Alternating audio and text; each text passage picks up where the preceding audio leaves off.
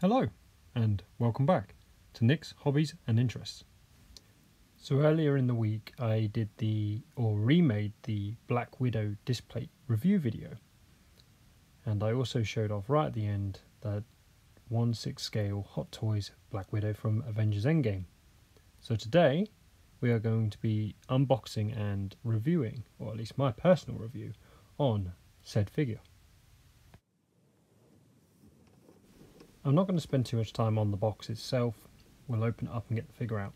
But very quickly, you have got the big capital A for Avengers. There's some stars and space themed background going on. You've obviously got Black Widow herself. The logos both of Black Widow symbol and the Avengers logo. Legal information on the back. And then of course Black Widow and Avengers all patterned throughout the box and the artwork. So now, sliding the inside out, you get the window, a plastic screen, between yourself and the figure underneath. Now, of course, Black Widow has been out of the box already, so I've not bothered to put all the wrapping back over her. I've left her pretty much unwrapped, just put her back inside the box to give you an idea of what you'd expect if you had bought it and had it in hand. So, with that being said, let's get her out of the packaging.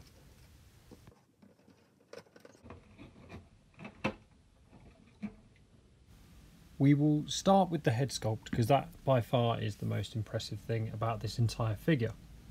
I would say the actress Scarlett, who plays Black Widow, I would say this is a good comparison.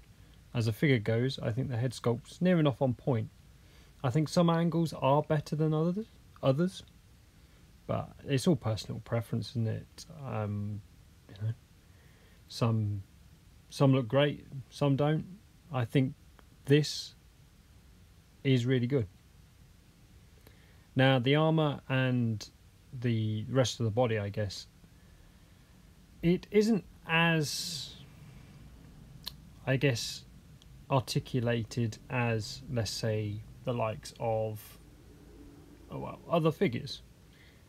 It hasn't got as many joints, and you can't, I guess, flex those muscles. You can't pose this figure in many different ways. She's quite restricted, which is a downside. There is many different poses, fighting poses. I mean, hell, she gets called out on it in the Black Widow movie. She gets called a poser, and for good reason. Black Widow has so many different moves and positions posing you could put her in, whether it's combat or just idling. Moving on to the base, it has got a cross between the Avengers symbol and the Black Widow symbol. Obviously it's got Avengers Endgame stamped on the top as well, and then there is Black Widow on the front. It's a simple base, don't get me wrong. I don't think it's anything special. I'm more in love with those diorama bases that come with some environmental textures, but you pay a bit more money for them.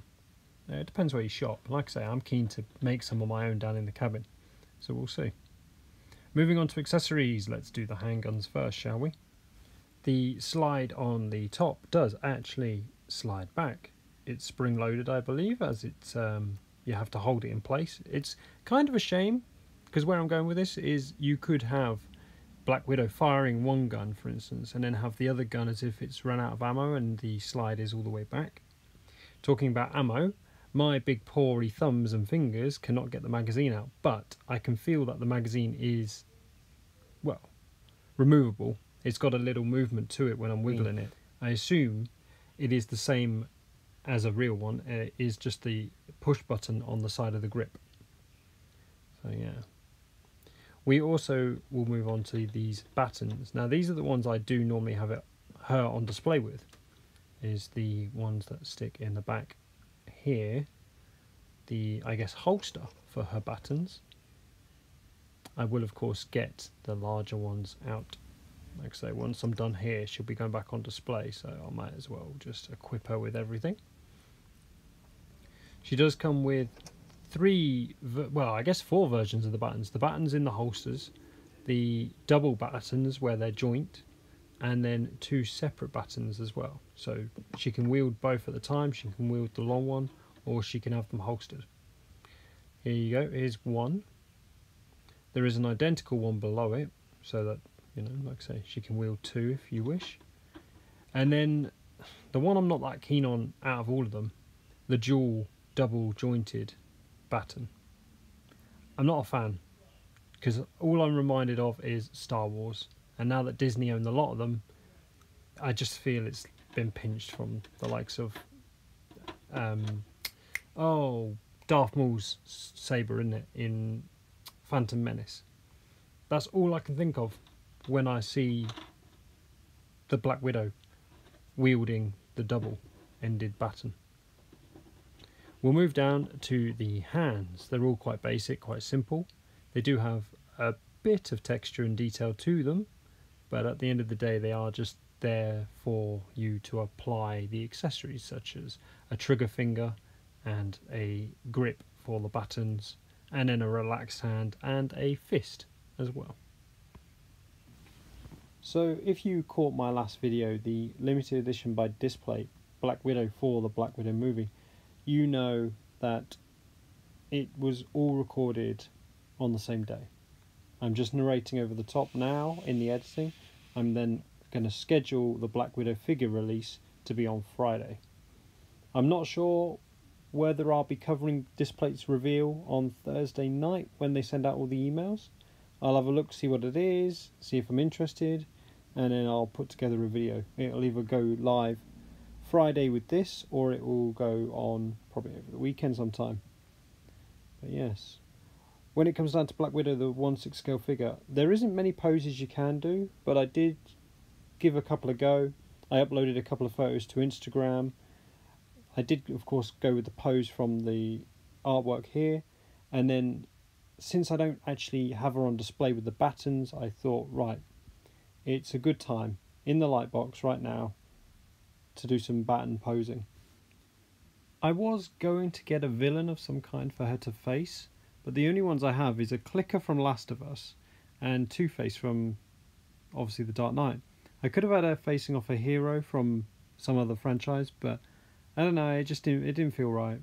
So I just did some single posing with her. From a combat pose to an idle pose, and then just a close-up of the face.